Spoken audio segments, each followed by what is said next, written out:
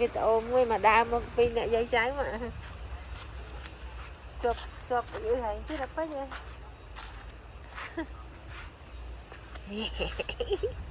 nắng ơi ta nắng ơi cha lên nắng ơi hiện đại YouTube ai mùi với cái chân đấy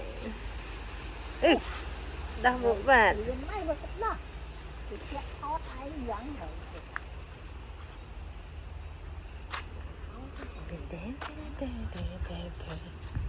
đại hết nó ngon gì lâu àทำไม vì à xã rồi ta nè bạn này bạn chẳng rồi chẳng cho thôi lý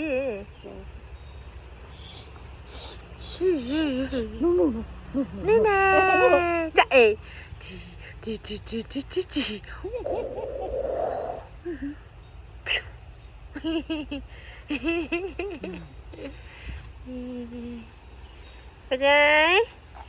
apa jai selacah mui meh apa jai selacah mui coi rừng coi rừng à gì coi lên rừng à gì xã đó nè cái cho tao đang mua sẵn thôi nè yeah. 3 minute bay